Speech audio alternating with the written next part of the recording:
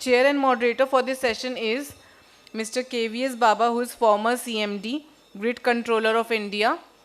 I welcome you, sir.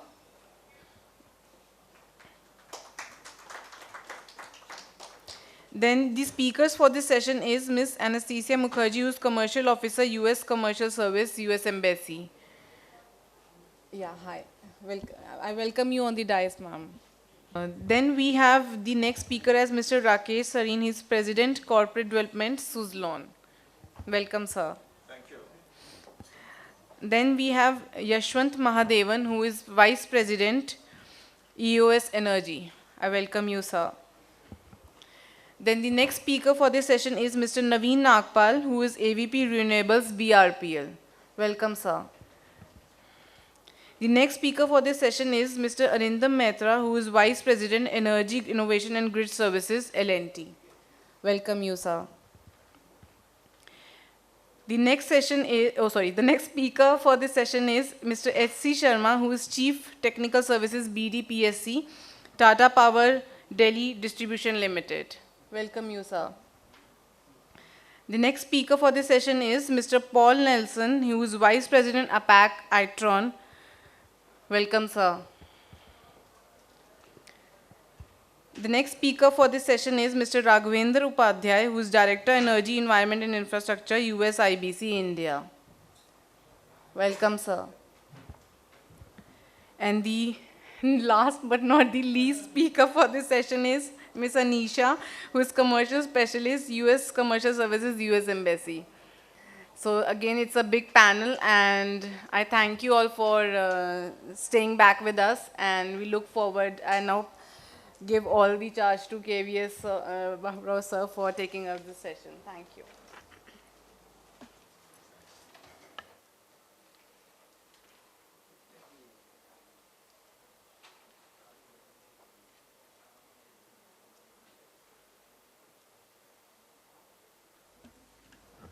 Yeah, good evening. And it's a last session, difficult to hold people and expect to be participative, but still, let's see what, we have a long panel, see how we address this energy storage technologies.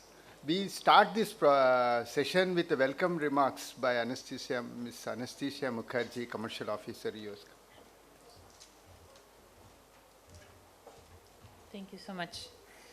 Ladies and gentlemen, esteemed delegates and distinguished guests, welcome to the Innovative Energy Storage Technologies session of the India Smart Utility Week.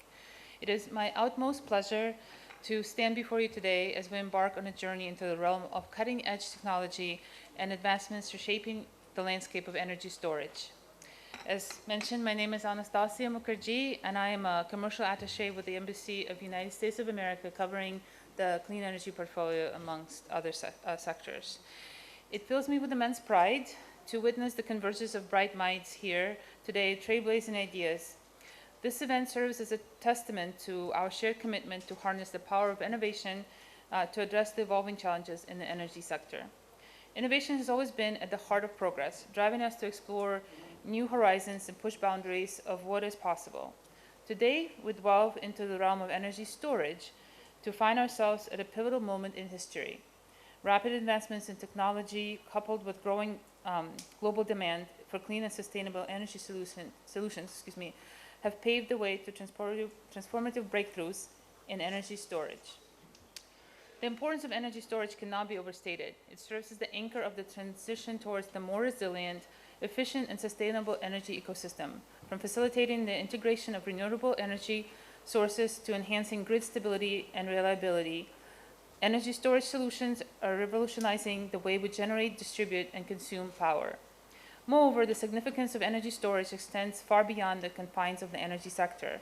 It holds the key to unlocking new opportunities for economic growth, job creation, and environmental stewardship. By enabling greater flexibility and efficiency in energy management, innovative storage technologies empower businesses and communities to thrive in the ever-changing world. The US and India have a long-standing energy collaboration. During President Biden's visit to India in September last year, both our countries welcomed the growing links between the United States and India in trade and investment and emphasized in the critical role that US and India's strategic clean energy partnership plays to enhance energy security, expand energy and innovation linkages across energy sectors, bolster strategic alignment, and facilitate increased industry and stakeholder engagement. US Department of Commerce, the US agency that I represent within our government, supports the clean energy innovation by facilitating increased technology partnerships between US and Indian energy companies with the aim of combining and tested US technology with cutting-edge expertise and the know-how that the Indian industry brings to the table to benefit the Indian market as a whole. One of the ways we facilitate partnerships is by collaborating with organizations like the India Smart Grid Forum to showcase the latest US technologies at their conferences and events in India.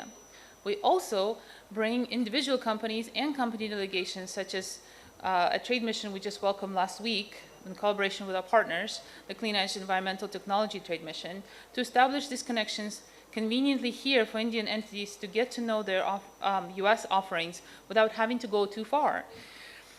And for US companies to understand the needs and realities of Indian market while they're visiting you here.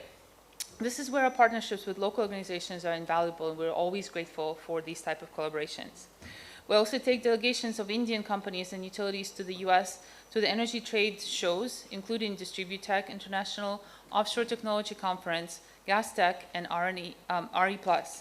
At these events, our office arranges pre-scheduled B2B meetings for the Indian delegations with US technology suppliers. And also create different roundtables and other networking opportunities throughout the event. I would highly encourage you to reach out to my colleague Anastasia who covers energy sector, if you would like to know more about these type of opportunities.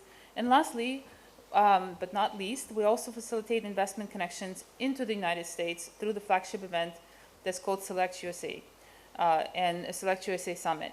Ambassador Garcetti would be leading the Indian delegation to National Harbor, Maryland for this year's Select USA event in June, from 23rd to 26th. If anyone is interested in this program, please speak to me or my colleague Anisha as well. As we gather here today, we find ourselves at the forefront of a remarkable journey, that's fueled by curiosity, collaboration, and a shared vision for the greater tomorrow. The Indian Smart Utility Week provides us with a new platform to exchange ideas, forge partnerships, and chart a course towards a more sustainable future. I would like to express my sincerest gratitude to the India Smart Grid Forum, especially Reggie and Reena. See them here, but thank you so much, with whom our office has shared a long-standing relationship. ISGF's work in advancing of smart grid technology development and deployment in India is really commendable. Although this is my first time attending this event, our US Commercial Service team as a whole has been extensively working with ISGF for many years. I would also like to thank all the participants for their unwavering dedication and commitment to advancing the cause of innovative technologies in energy storage and hanging on to the end of the day. And I understand it's been a long day for you guys. Together, let us embark on this journey with passion, purpose, and determination, knowing that our collective efforts today will pave the way for a brighter, more sustainable tomorrow. Thank you. Thank you, Ms. Thank you so much. Yeah, before we start the panel discussion, Mr. Raghav Upadhyay would like to give remarks.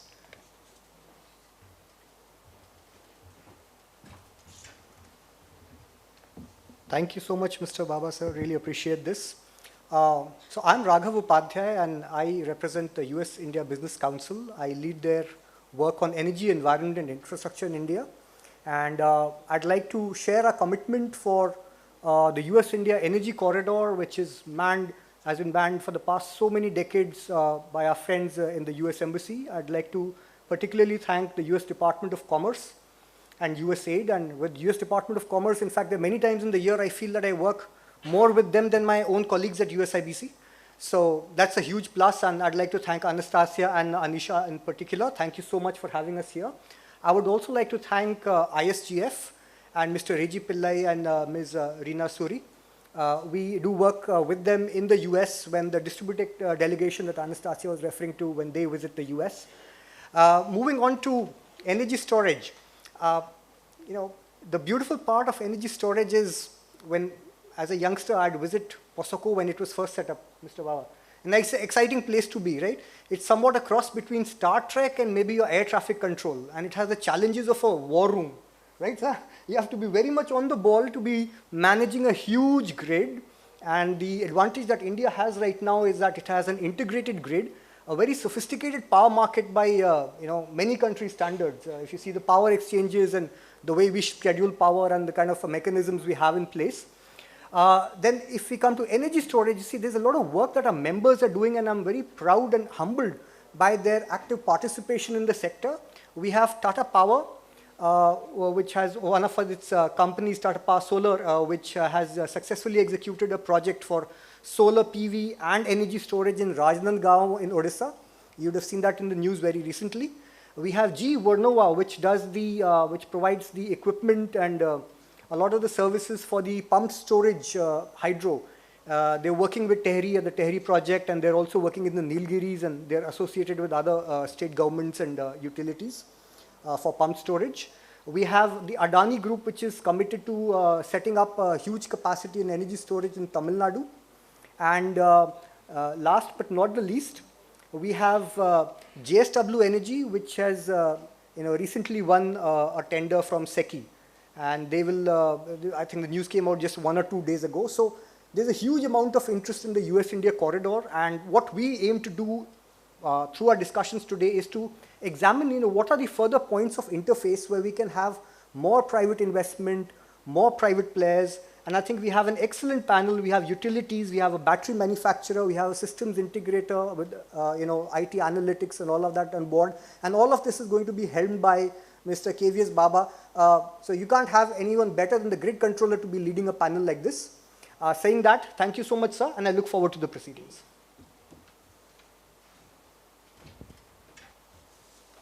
Yeah, thank you. Thank you, ISGF, for organizing.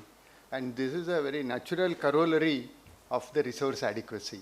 Without storage, there is no, it's difficult to maintain the system resource adequacy.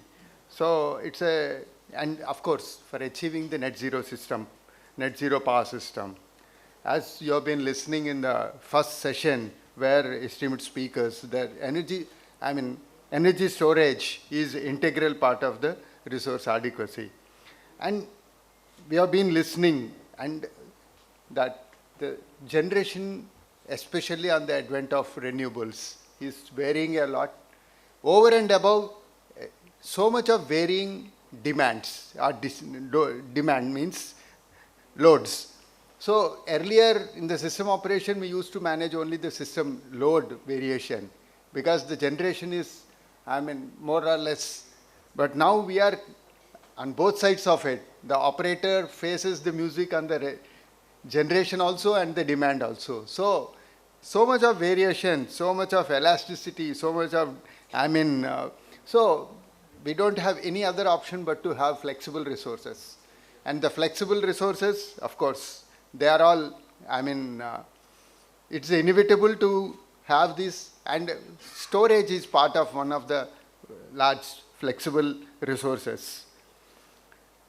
You all know that CA have undertaken a study of optimal generation mix for 31-32 and even 29-30 and various time frames basically. They have come out with a number of different time numbers, like we require about 70.87 gigawatts of storage capacity and 392.78 gigawatt hours.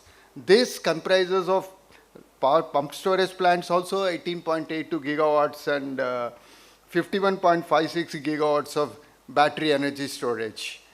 Of course, Government of India has already understand and appreciated the requirement has been and is geared up. You must have heard a lot of activities taking place by SECI and various governments, how to recoup, how to meet these requirements. And first and foremost, policy enablers are required. So which Government of India has made? even you all know that storage obligation also has been mandated.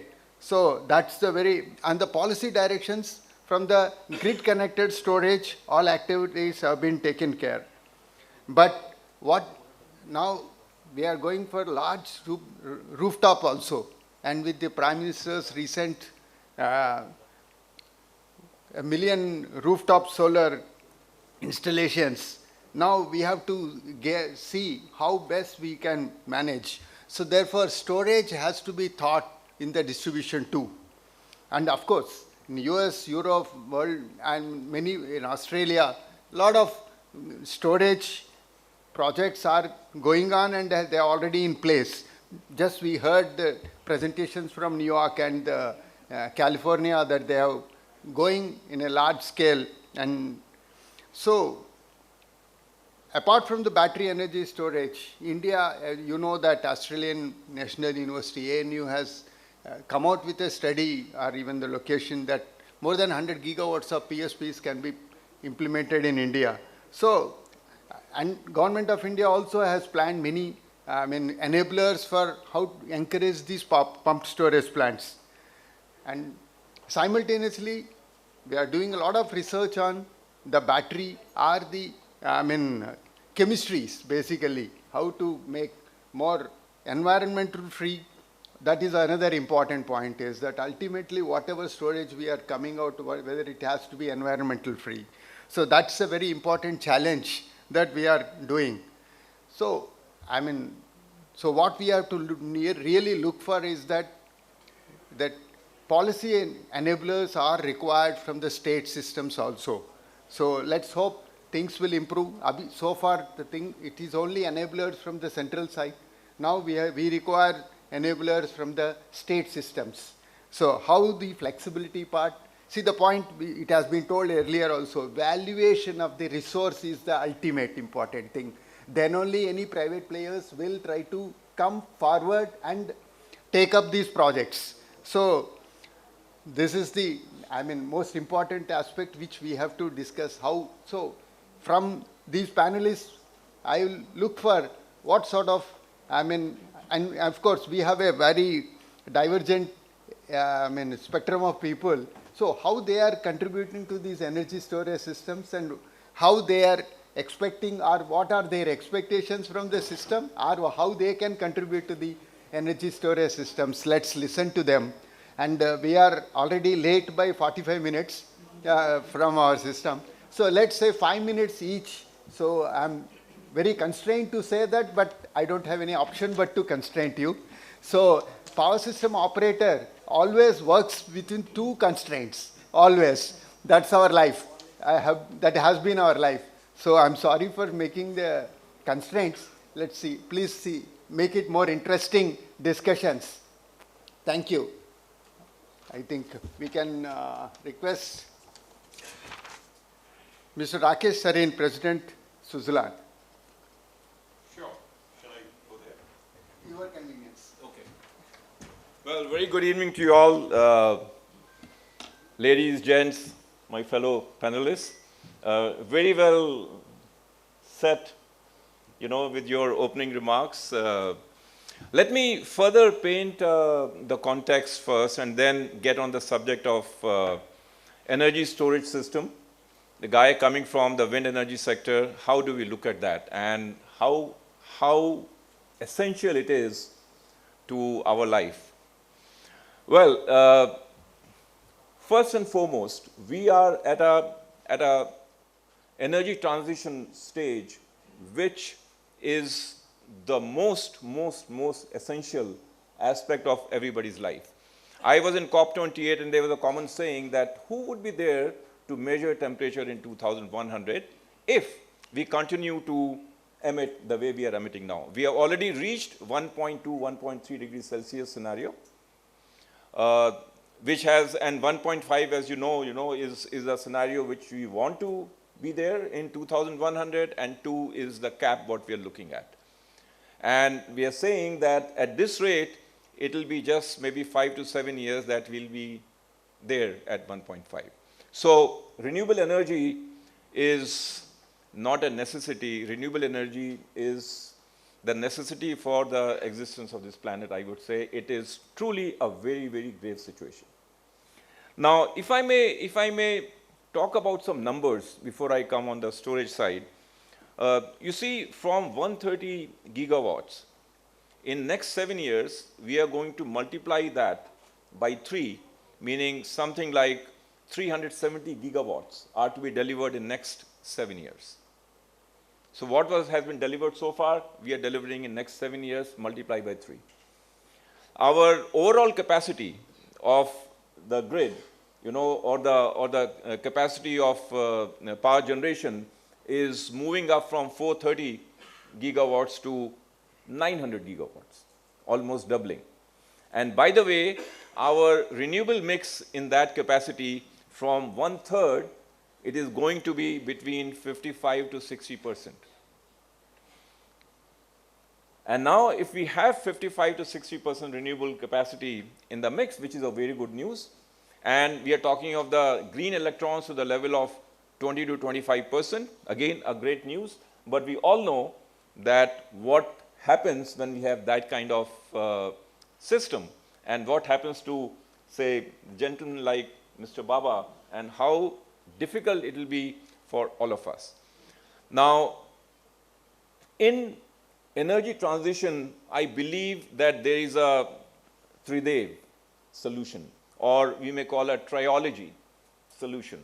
And there, let me talk of the 2 first, and then talk of the 3rd, so wind and solar, fortunately, the sun is there in the day, and the wind blows in the night. So, combined together, in India, for example, we have been going through the standalone bids and capacities. So, at the grid level, we have solar standalone, we have wind standalone. Now, SECI tenders are moving towards hybrid. So, but hybrid you can have at 2 different locations. But if the hybrid is there at the same substation, the utilization of the substation goes from 20 to 40% to 60%. And naturally, the variability, reduces to a great extent. Now, the 3rd piece of the triology is storage. Now, I'm also seeing it from the other side of the table as developer. If we talk of, say, FDRE, which is a firm and dispatchable renewable energy, which is need of the hour, which one can take as a piece of or the part of the firm energy delivery like a base load. Now, if that is what we have to drive, now to create FDRE in an efficient way, storage becomes a must. So in our triology story, we are looking at wind, solar coming together, along with the storage. Now, there is also a standalone capacity in the country to the extent of 65, 70 gigawatts, meaning at the substation, it is either wind or it is either solar. Now, what can be done is that at the same substation, we can look at and model that what can be done to that standalone capacity, and where there is only wind, bring solar, and where there is only solar, bring wind. And now the issue would be that when both wind and sun are there, then how to dispatch the energy, because we are using the same connectivity. And for that, solar becomes essential. Now, since we are increasing the utilization factor of the grid, what happens is that we are also making certain savings. And therefore, I would welcome the storage guys that to come along, do certain modeling. We are very actively looking at that, and see that how can we create the most cost-effective solutions where we have a standalone capacity, convert that to a FDRE. And today, the FDRE bids are coming, and FDRE bids are getting a tariff of something like 4 rupee 38 paisa, 39 paisa, 4 rupee 50 paisa, like that, which is a good tariff, to come. So I would like to close my comments out here, saying that now is a time where there is no looking back. RE has to be accommodated, but I call it a responsible RE capacity, and that responsibility in that comes through the storage. Of course, the whole world is looking at how the price curves go there, but I leave it to the rest of the panelists to maybe comment on that. Thank you very much.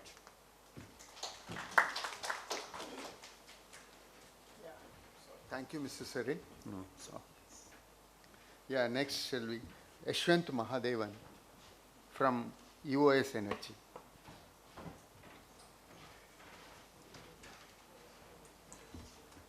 Thank you, Mr. Rakesh, for providing the context and giving you a bird's eye view on the necessity of storage.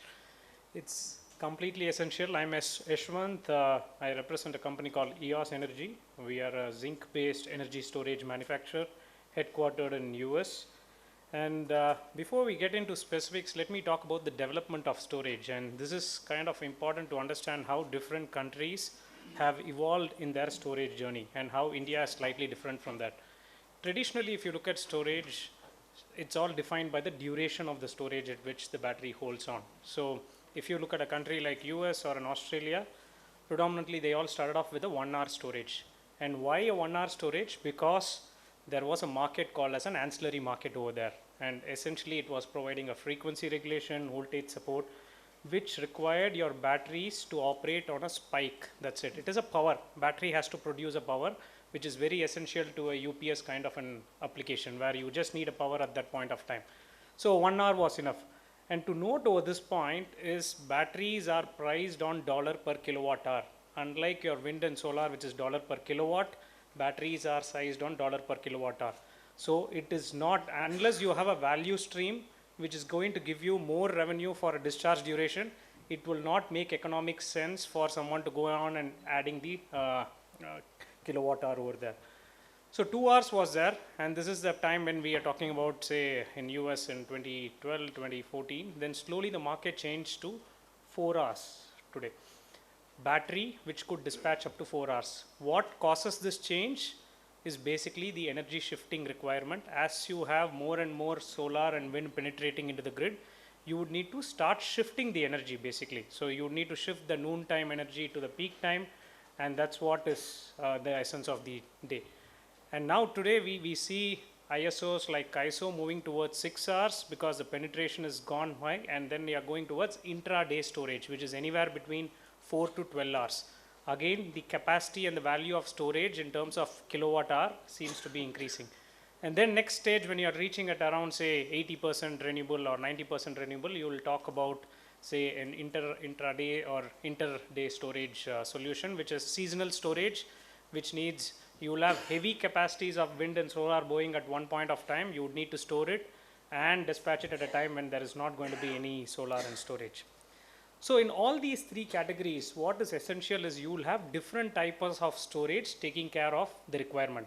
So in the storage world, you will not have one size fit for all at all. And it's something in the first 1 to 2 hour region, you would have seen especially a lot of lithium ion batteries being placed because they are designed to provide high power applications basically. And the reason why that is important is because they have a high RT, round trip efficiency, which is the energy charging power which essentially the system actually takes into account. Moving towards an energy shifting or an intraday scenario, you already have excess solar in your grid or an excess wind in your grid. So at that point of time, having a higher round trip efficiency is not going to serve any purpose. So that is because you already have excess energy which could charge the battery. So you having a 90% or 95% is not going to have. What is important at that point of time is an ability of your storage system to provide flexibility. Ability of the storage system to move and discharge anywhere between, say, 3 hours to 12 hours, because you don't know how the wind and solar is going to go. There is still going to be variation. And the ability to discharge it over a longer period of time is what is example in terms of an important value streak which is going to happen. And when you look at this value shifting, we are seeing the same happening in India also. India doesn't have an ancillary market where market mechanism, of course we got it introduced in 2022, but not the batteries are not participating yet. But when you look at what's happening today, especially in say cities like Delhi, we have seen winter peak demand increasing. It's upward of around 5,000 megawatt today. And the same can be juxtaposed with say a region like Texas over there. There also we are seeing the winter peaks and the net peaks increasing, thereby creating a value for longer duration storage. An 8-hour or a 6-hour storage is becoming much more value in today's perspective because it provides an ability to be flexible. The grid also has to be flexible in this extent. And from the C&I side, what we are seeing today is it's no more you provide kilowatt hour or as produced energy. People want today kilowatt at a particular hour. Megawatt or kilowatt is becoming more and more important. Again, to have this, you need to have a more flexible resource as an energy storage system to kind of look into it. So in essence, if you look at the modeling, when you deep dive and come down to the RTC kind of a modeling, what is happening in India, I personally have a different view. Instead of having a load or a concrete load dispatching tenders at a generation level, I think the best person to operate this is at a grid controller level. The RLDC and the NLDC is better off controlling solar, wind, which is coming at the grid level or at the state level, and deploying stationary energy storage at different spots which is required, and then meeting all the energy demands.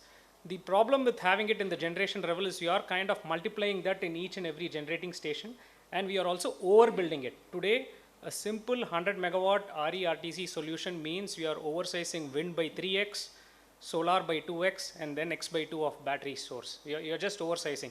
And why we are oversizing? Because we are allowed in India something called as a multi-locational dispatch system. Unlike any other world, it's an evacuation constraint. Here we allow multi-locational, and thereby you are utilizing more infrastructure to create the same megawatt. So you're not utilizing storage to a best extent. So my request to the team over here and the panelist members who can take this forward is to look at a holistic view where we kind of look at a transmission system saving or bring the storage itself into the transition system guidelines. It's much more easier to bring storage as a part of transmission system, as a part of a pooling substation system, so that it's treated as an annuity basis and we have a long-term contract than trying to solve this on the generation side. So thank you. Yeah.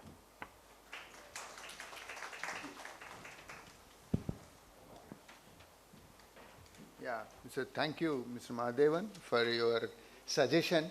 Let's see how we take it forward. Now, Mr. Naveen Nagpal from BRPL.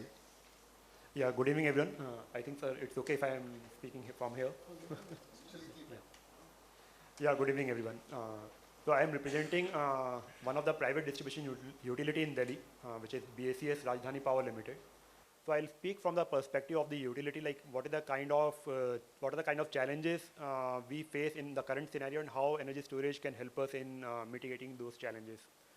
So let me just quickly touch upon few of the dimensions of the distribution business operations.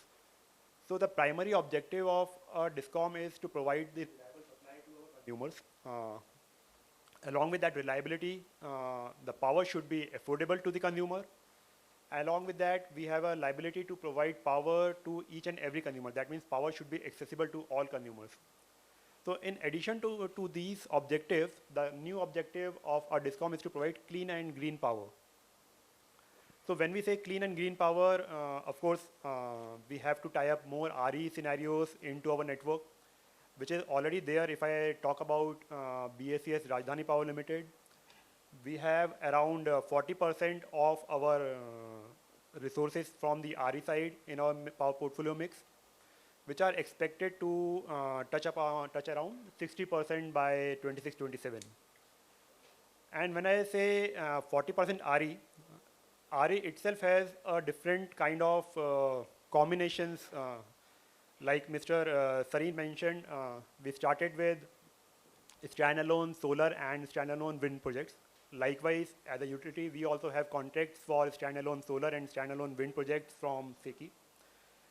Then we moved towards hybrid plants. We have tied up with hybrid plants. Then we moved to RE-RTC also. And now we are in the stage of FDRE, wherein we are getting a tender done through SECI for 500 megawatt for BACS.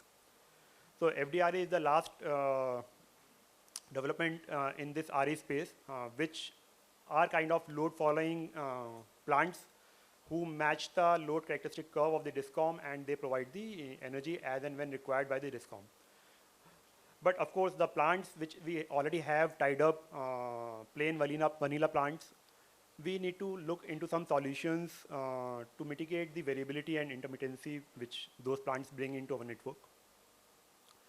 Apart from these RE mix, the another challenge is the distorted load curve we have.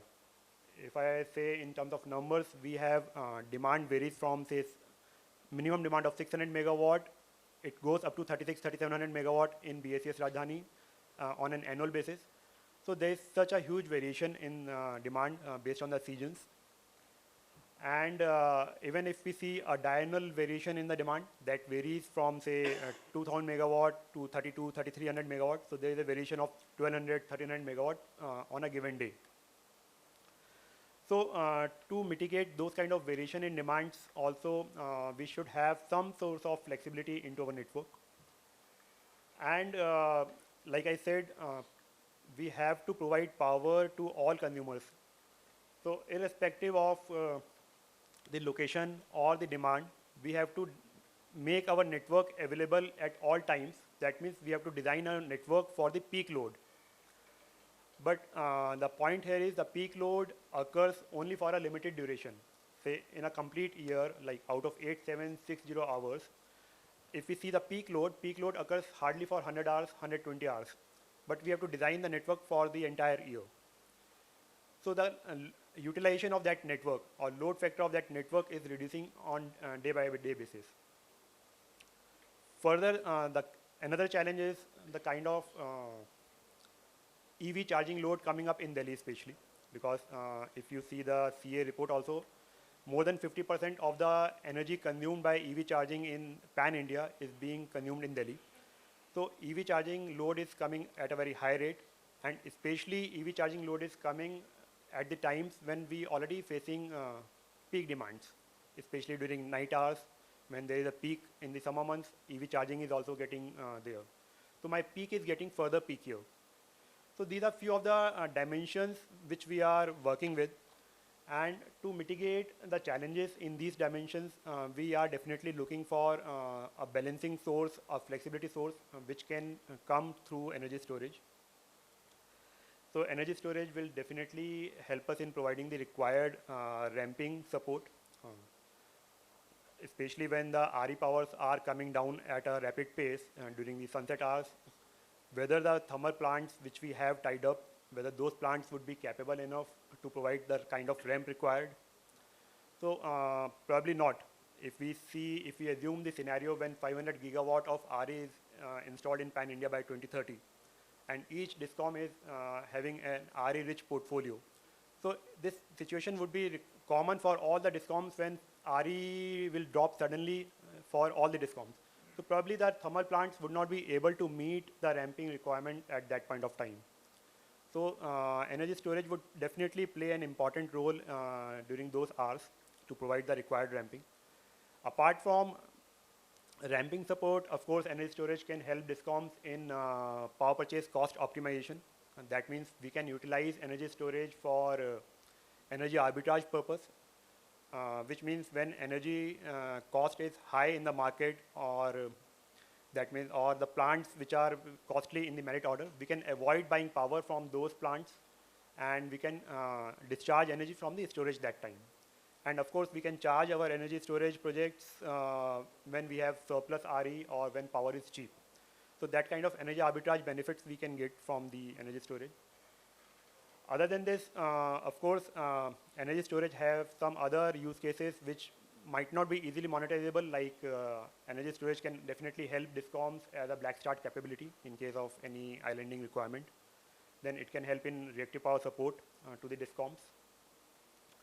And last but not the least, like Mr. Baba mentioned, Honorable PM has targeted a large, almost 1 crore households to have rooftop solar. And even MOP had also notified the targets for distributed renewable energy in association with Bureau of Energy Efficiency under Energy Conservation Act, which says each DISCOM should have at least 1.5% of the energy starting from 24-25 from the DRE sources. So when we are going to have such high amount of DRE into our network, so that will definitely bring bidirectional flow into my network. And of course, the variability also would be there.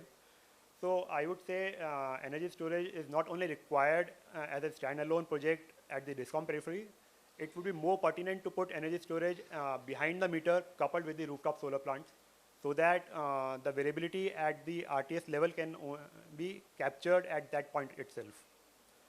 And of course, in this world of smart grid, we can integrate all such behind the meter energy storages at one platform, and DISCOM can utilize that quantum of energy storage projects, behind the meter storage projects as a virtual power plant as and when needed.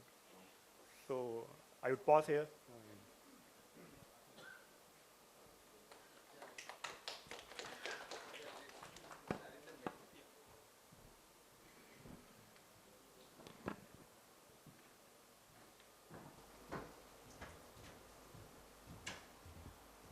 Thank you. Good afternoon. Good afternoon, distinguished panelists. So I thought, we will have 5 panelists. So I prepared a presentation. So I'm going to go really fast. So let me tell you what I'm not going to do. I'm not going to go justify a business model today. I'm not going to go talk about variations of lithium ion versus long duration battery today. I'm not going to debate on the fact whether a long duration storage duration should be 6 hours versus 8 hours versus 12 hours versus infinity. I'll not do that.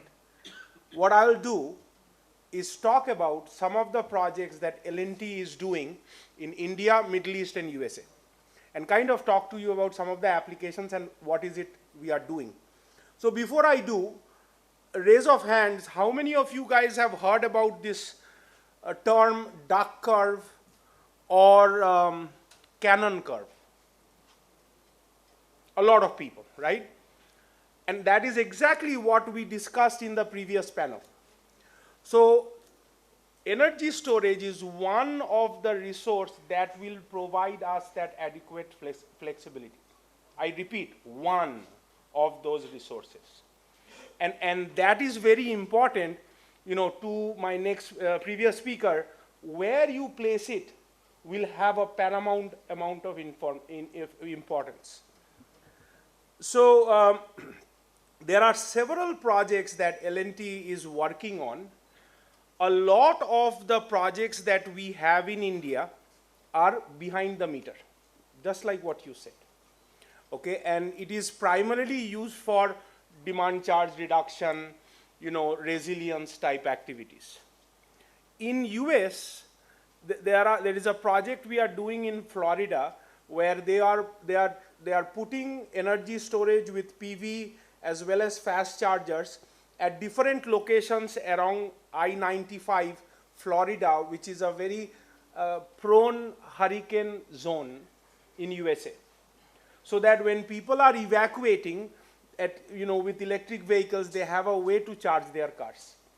Plus it is placed on locations where hospitals, gas stations, like commercial facilities, where that also becomes a shelter. That's an application. Another area that we are working on, and these are government projects also, where we not only just stationary battery, we are also trying to use the battery from the vehicles, to use for electric vehicles.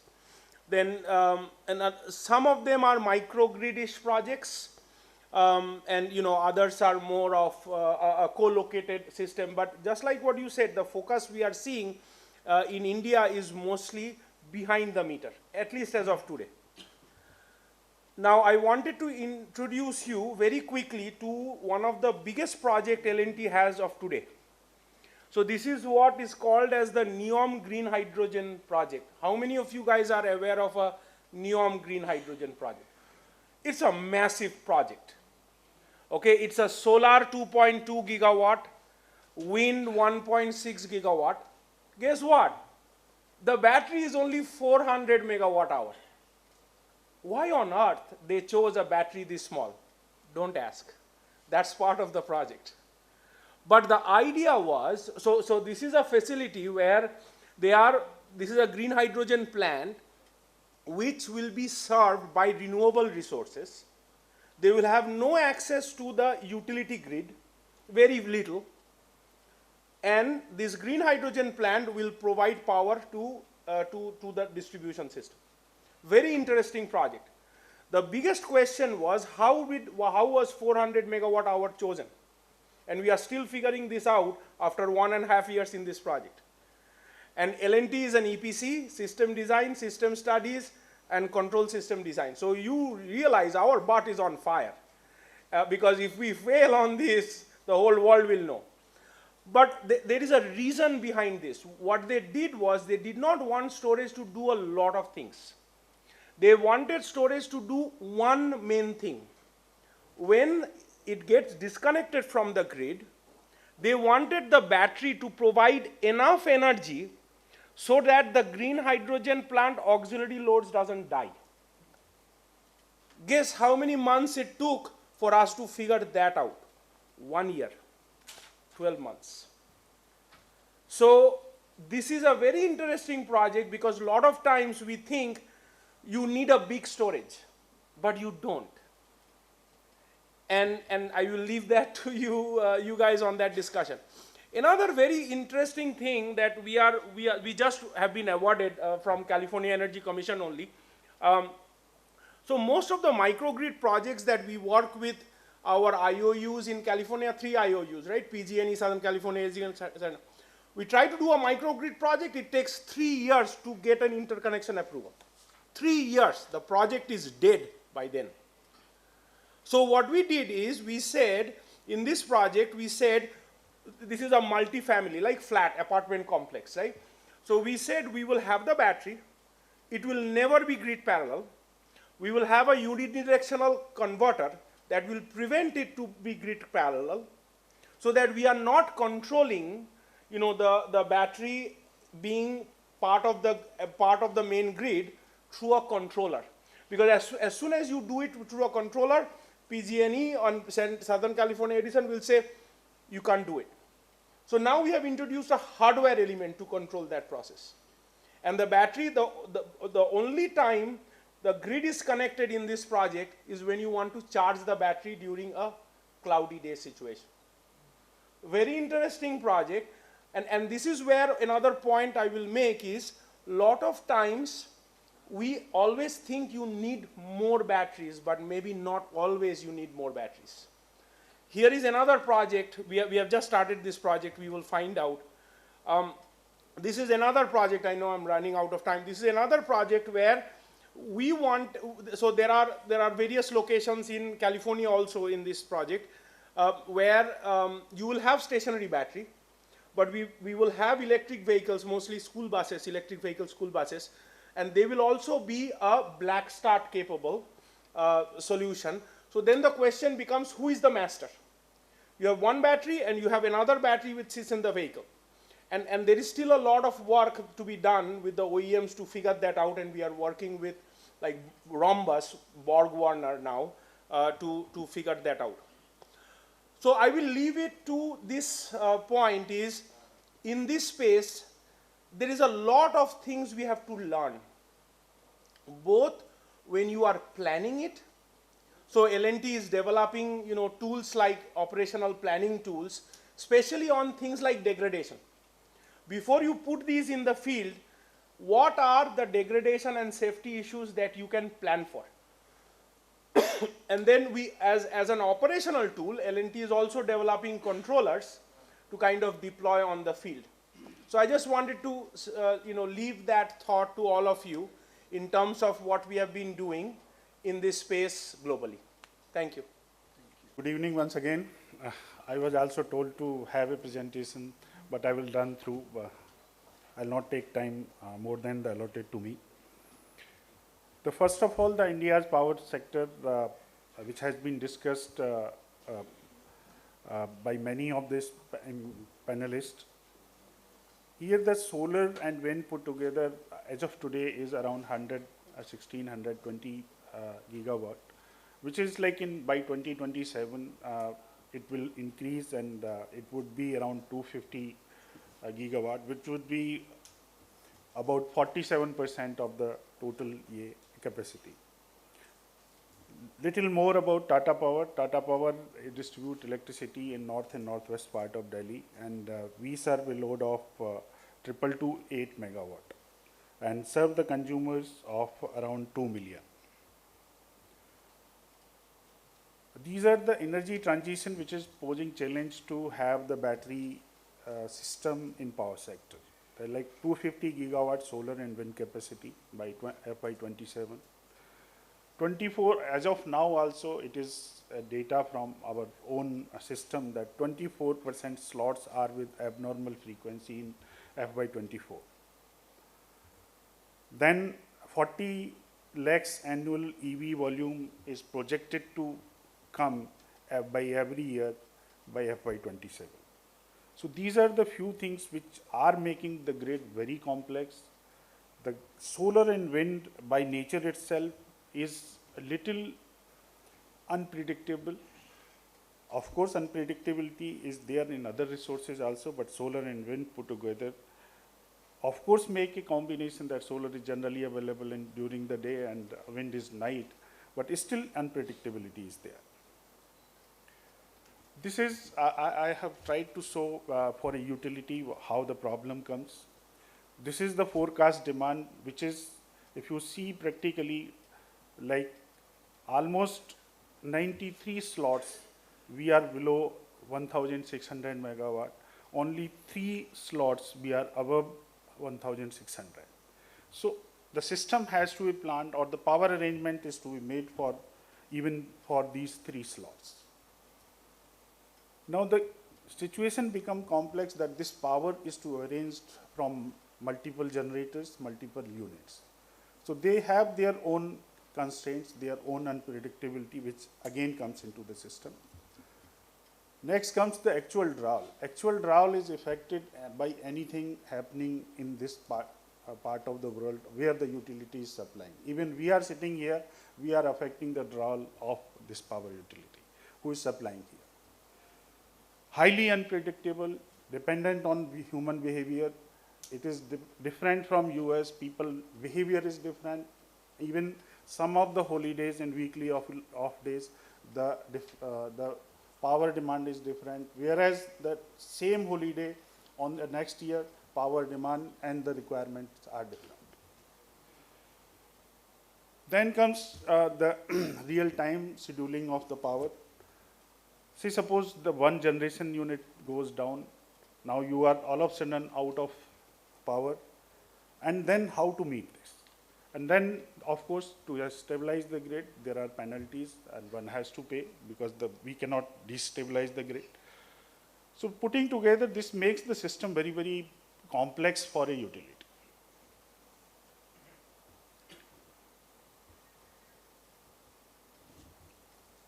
So energy storage is required for a utility, for a DISCOM. That is, there is no discussion on that. There is no basically discussion on that. But the thing is, it has come many times that at what cost, which should be the technology, which type of battery, which type of chemistry should come. So still people are working on this. Pumped storage plant are also under discussion. Batteries are also under discussion. Probably the time will decide that which one to go forward. I'm skipping this for time here. Tata Power DDL has already have 10 megawatt battery storage system in Delhi. We have already planned for another 15 megawatt storage for grid level storage.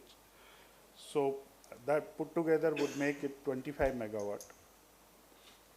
We have community storage also, where on distribution transformer level, we have batteries installed of 150 kilowatt. So that is for the community part of it. We are just seeing that how it will behave if we support the distribution transformer.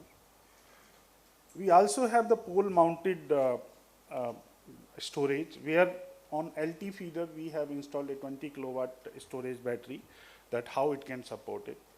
We have energy warehousing pilot done recently. So this is till now in pilot stage only. BESS utilization, we are utilizing it for multiple purposes, mainly for basically meeting the variation in demand, then frequency regulation to meet the requirement of the frequency regulation. We are also using it many times for meeting the EV loads, which is coming at night.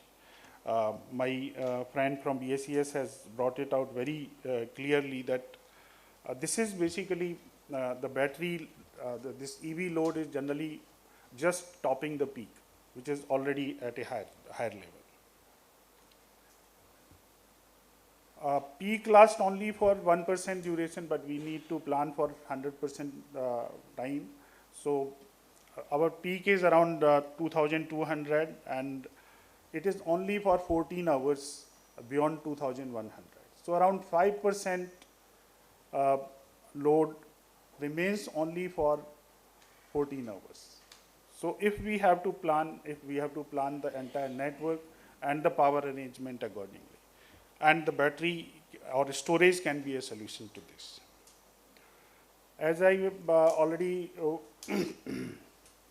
told that there is a peak on this green color which you are seeing, it is basically the EV load, which is just coinciding the night peak of Delhi. So it is again adding to the problems of peak. BESS also supports in avoiding and minimizing the variability, the ADSM penalty to stabilize the grid. Also, for battery storage system, we can use for meeting the reactive power requirements also to some extent, because in the winter we are also facing reactive power requirement. Capacitive power is more because of long cables and all. It can be used for cheap filling and costly draining, arbitrage purpose also, but for that purpose you require a very huge capacity of the battery. Few learnings from our battery system which we are operating, that one should have a technical and operational capability through trainings from OEM and integrators, because many of the OEM and integrators are sitting outside India, and the maintaining the system here is really can pose a real challenge. Architecture should be flexible, because we are now going to add another 15 megawatt of the battery system. So different makes should be like cross integration should be possible. Otherwise, the many system would crop up in time. And and the system integrator hardware OEM should be locally available. Otherwise, even we have to send some of the inverters back to US for getting them repaired. Of course, those were done free of cost, but at least these were transported back to US. So the positive of time, others I'm just leaving.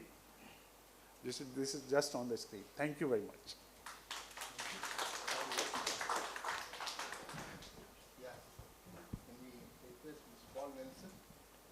Yes, thank you.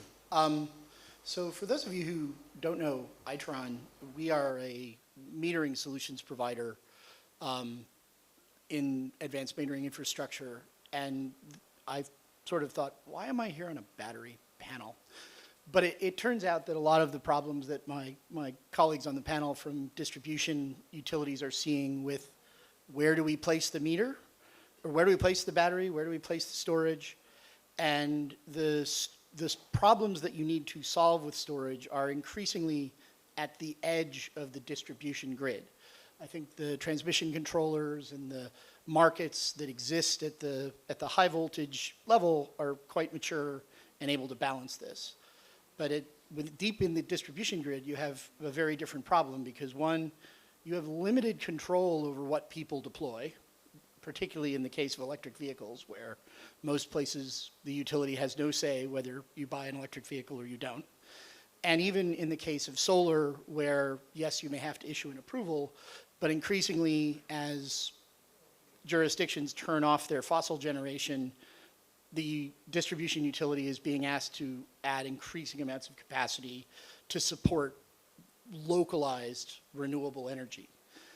And so Itron has been very involved with our customers, particularly in the US and Australia, in trying to solve some of these problems. And I'll talk just a little bit about Australia because, well, kangaroos.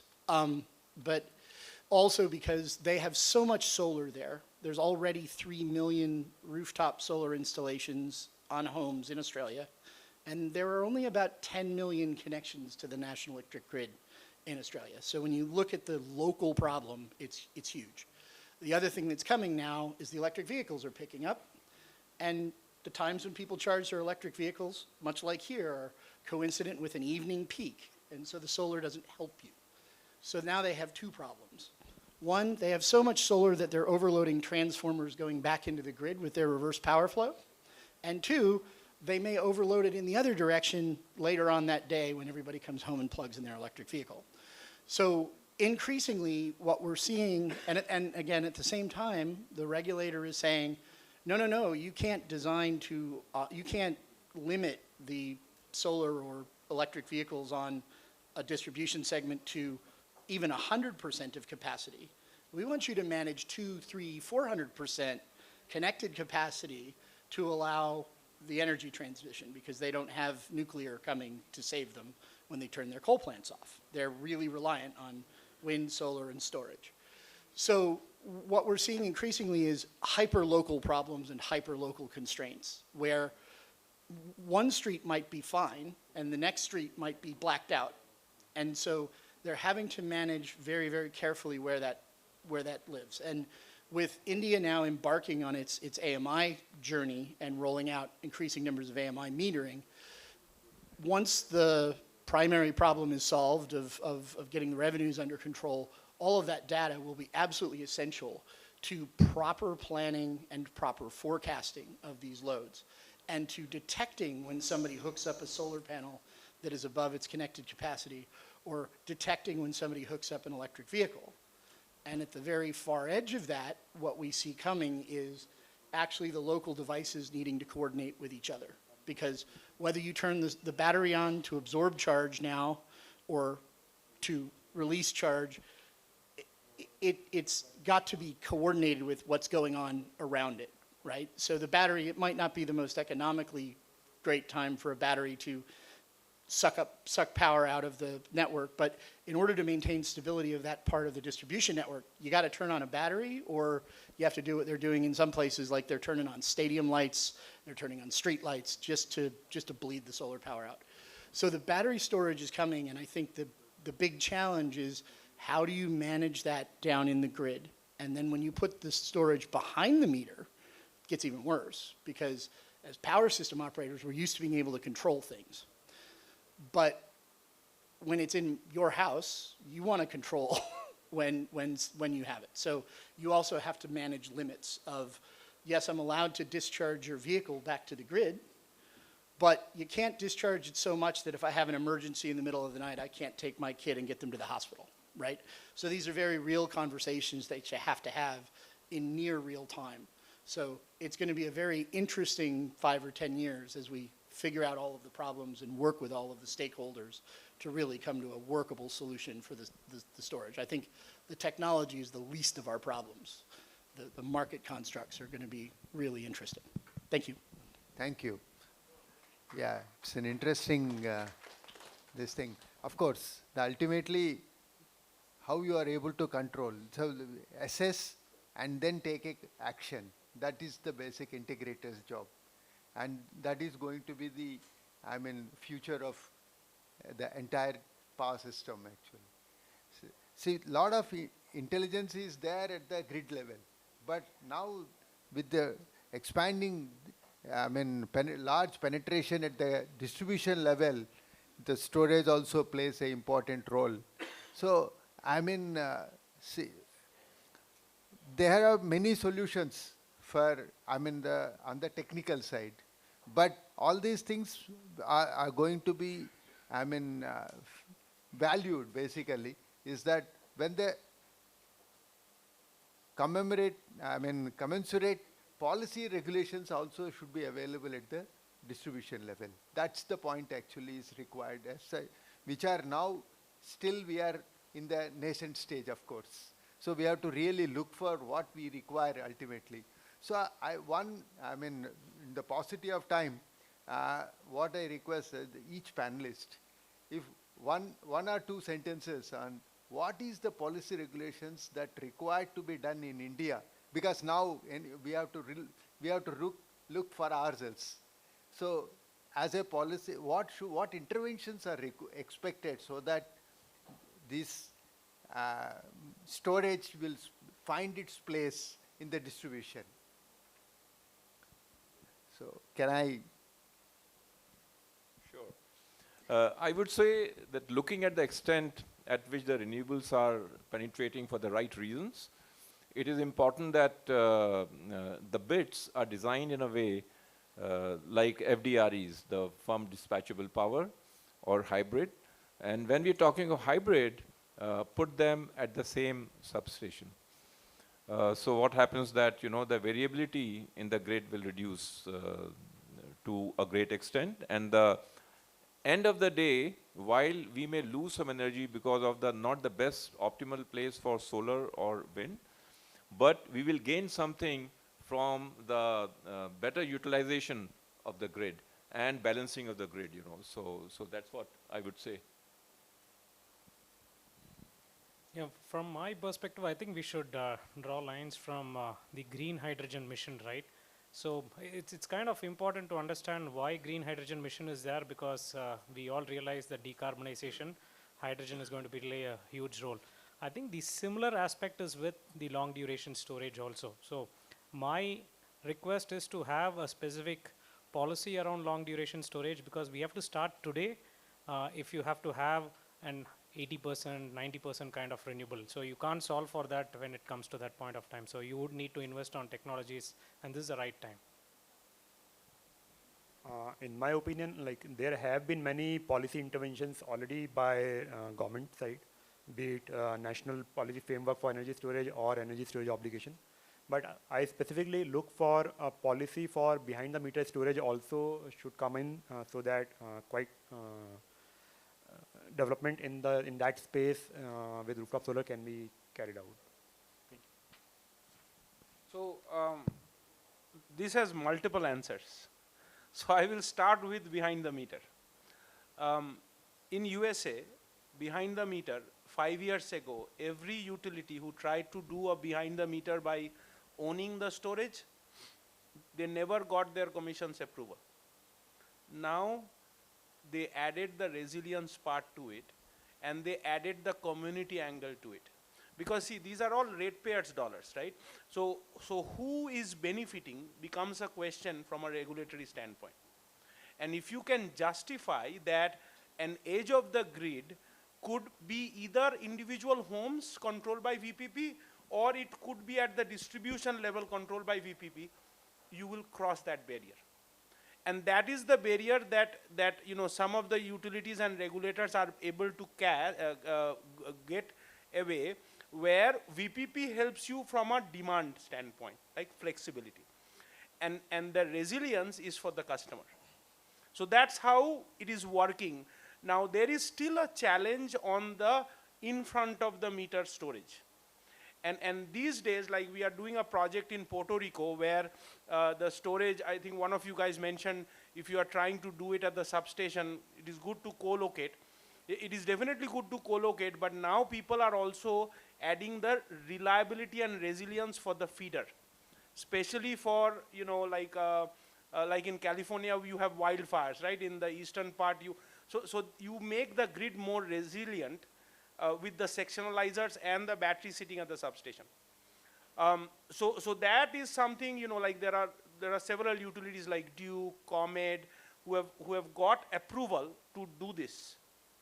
So it's going to depend on where the storage is and how the policy will be driven, in my opinion, even in India.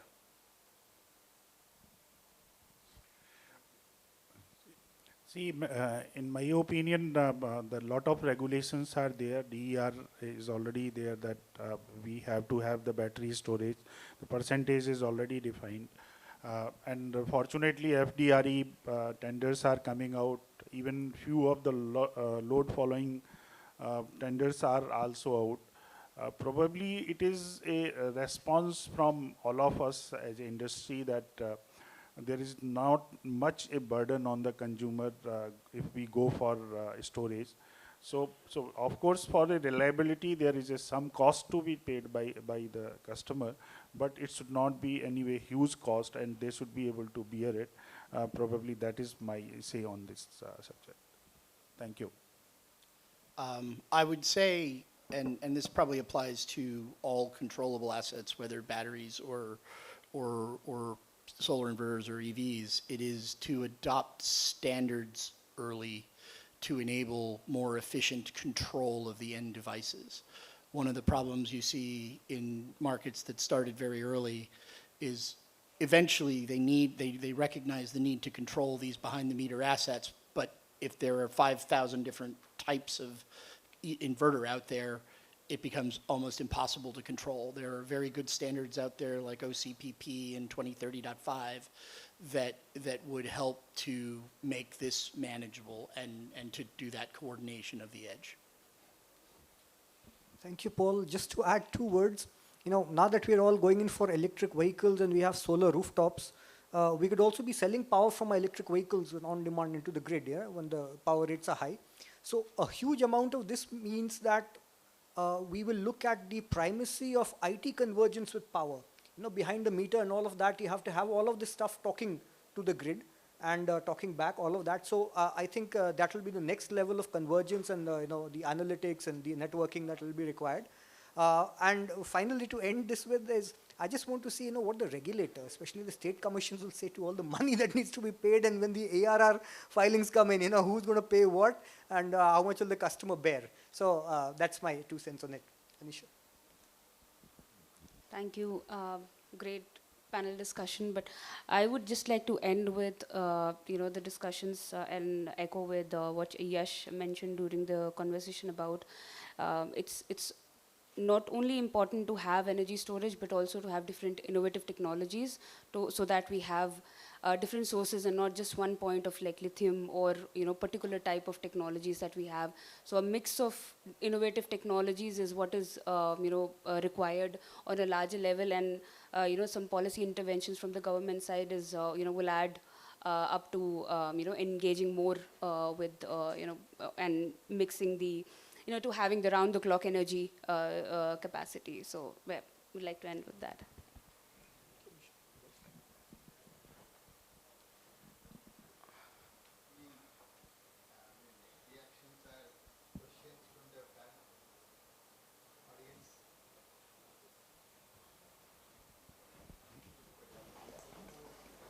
The mic.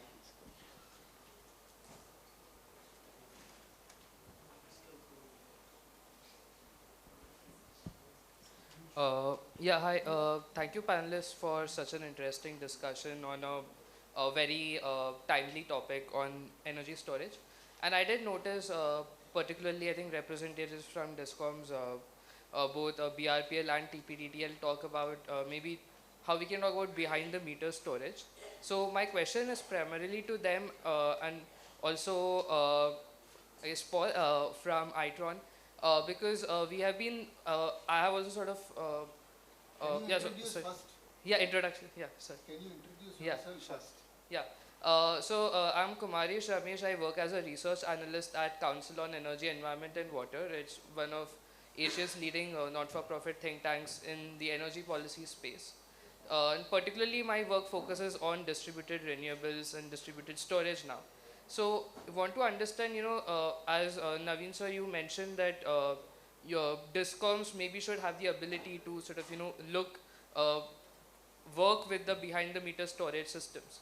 And we have been seeing in Australia, particularly the high penetration of rooftop solar.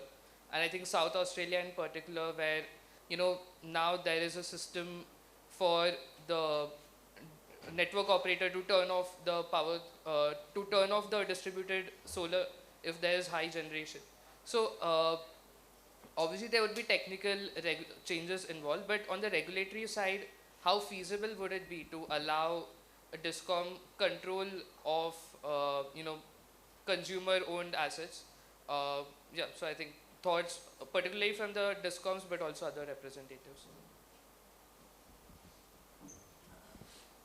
Yeah, thank you, Kumarish.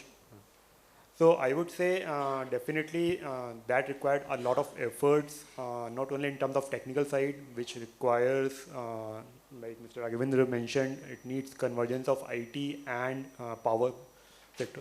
But of course, on the regulatory front, we need to devise a mechanism to suitably compensate the consumer so that its asset can be utilized by the utility for, say, demand response purpose or for meeting their, managing their peak requirements. So some sort of suitable compensatory mechanism has to be devised and approved by the regulator. That is my take. I would just say that taking your South Australian example, necessity brings it all out. I mean, the regulator took that power because the alternative was rolling blackouts. So it was sort of deemed to be a more socially equitable thing to do, to turn off some solar, and they've come up with fairness regimes for that. Anything that's connected to the grid has got to conform to the rules of the grid. And what's happening now is people are realizing the consumer is not just a taker, right? If they have to be interacted with, otherwise we won't be able to afford to build out all the poles, wires, and transformers we need to satisfy the rising energy demand. So I think the mind of the consumer also has to change, and that is something that Australia has been quite effective at. And one point I will add, Naveen, this is nothing new. This is something that utilities, whether it's in India or in US, they have been doing for demand response for air conditioners, heat pumps, whatnot, right? Now you are saying, are you going to curtail my PV? Are you going to, stop my storage? Well, if I don't want you to, meaning me as a consumer and you as a utility, then I will have every freedom to do that. And that's where the time of use rate comes in. So there is no deviation. All we are doing now is we have moved away from appliances to something more fancier, which also generates electrons.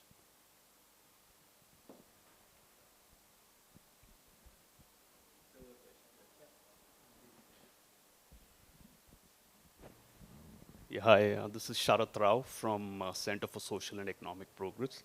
Yeah, wonderful presentations and good to hear from different perspectives.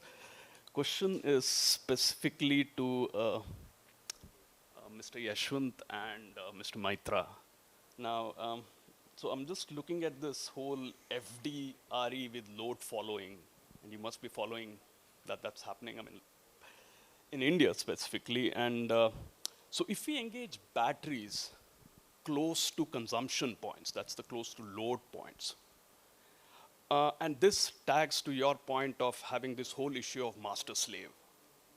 Now, if I have it in one utility, multiple battery points, and then the challenge comes, one battery is basically trying to charge another battery.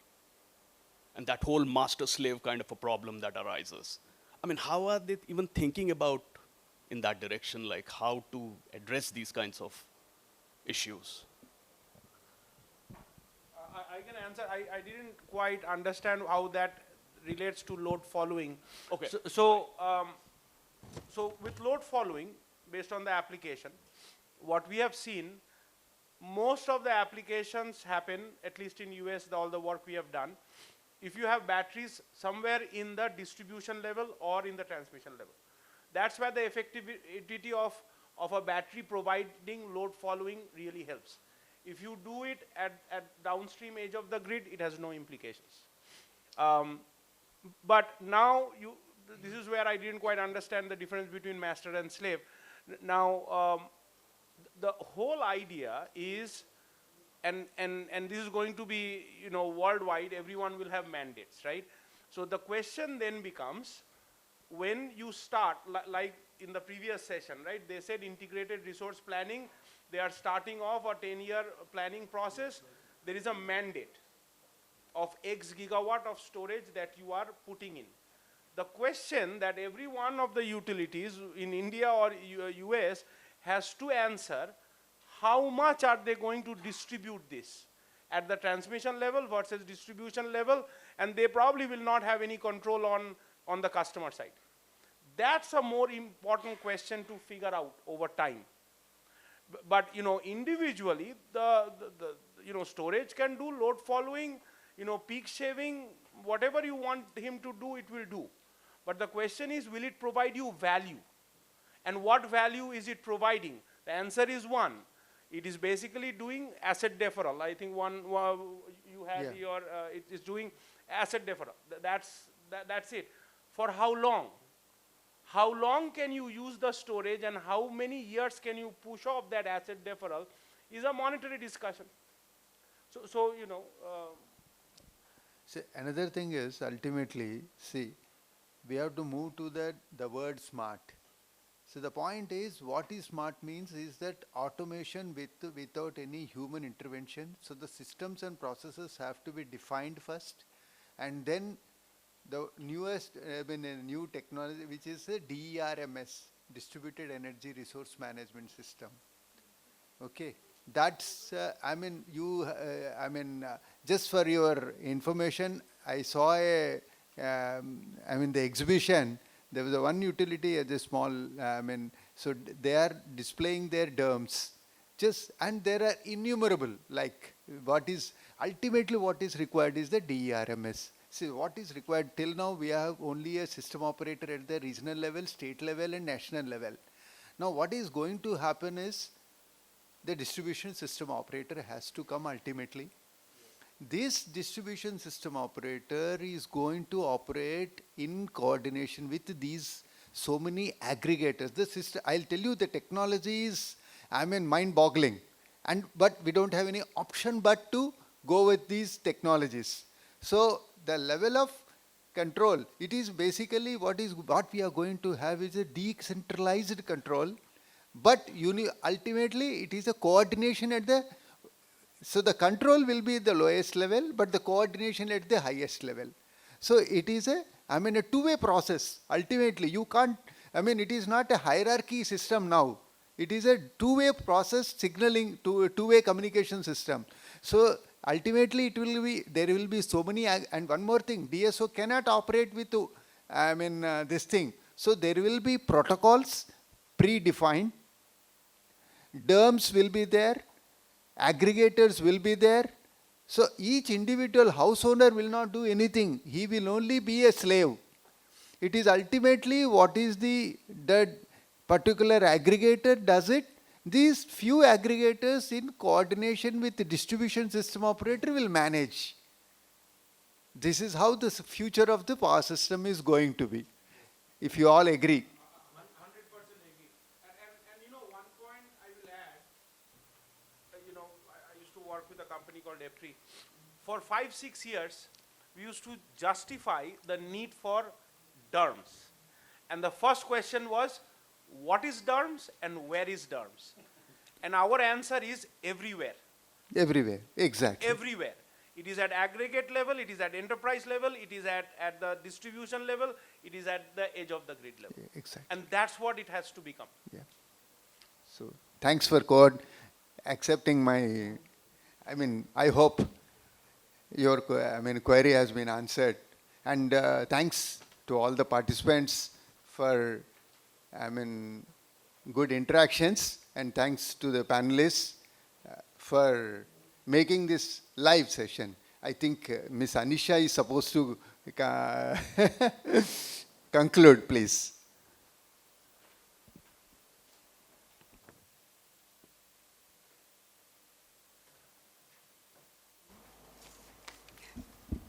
Thank you to all the panelists. I think it's been a privilege to witness the synergy between US and India, which are the two powerhouses in the field of energy innovation. I think one of the key takeaways from this workshop is the recognition of the pivotal role that energy storage plays in accelerating the transition towards a more sustainable and resilient energy future. The collaboration between US and India holds immense promise for driving progress in this critical area. So by leveraging our collective expertise and resources, we can unlock new frontiers of innovation and catalyze the deployment of clean and green energy solutions at a global scale. As Anastasia mentioned during her opening remarks, we promote collaborations between US and India by connecting US technologies and products and services to potential Indian companies, and also promote inward investments into the United States. So I would urge you to please reach out to us if you would like to know more about our operations in India, or if any of the companies interested in exploring more about investing in the US, and some of our upcoming trade delegation that we lead from India to the US. In my closing, I would like to express my gratitude to ISGF, especially Reena and Reggie. It's always a great pleasure working with them, and it's an absolute pleasure working with USIBC as well. Getting this a really great panel of such high-level officials who have such great knowledge to share. Unfortunately, this was our last event, workshop of the day. But I'm sure that there are a lot of key takeaway points for all of you guys, and thank you so much for staying along with us. We hope to see you next year. Thank you.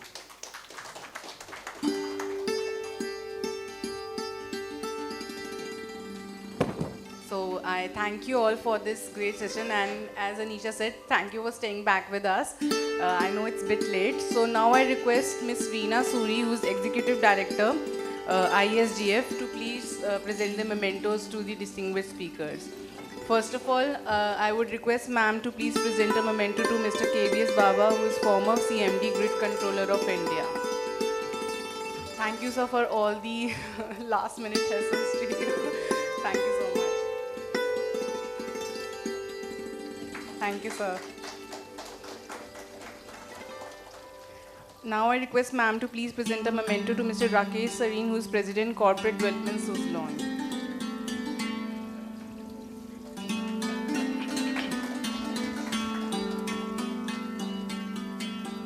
Now I request ma'am to please present a memento to Mr. Yashwanth Mahadevan, who is Vice President, EOS Energy.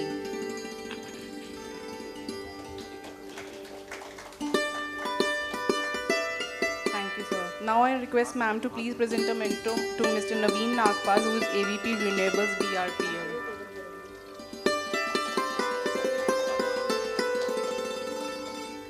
Thank you, sir. Now I request ma'am to please present a memento to Mr. Arindam Maitra, who is Vice President, Energy Innovation and Grid Services.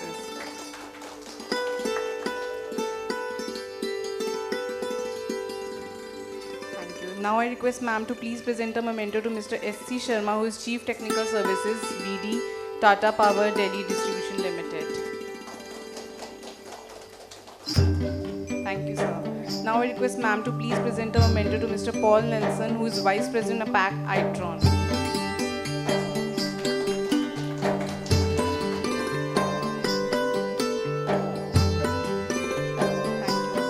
Now I request ma'am to please present a memento to Mr. Raghvendra, who is Director, Energy, Environment and Infrastructure, USIBC. Thank you, sir, for all your support for this great panel. Now I request ma'am to please present a memento to Ms. Anisha, who is Commercial Specialist, US Commercial Service.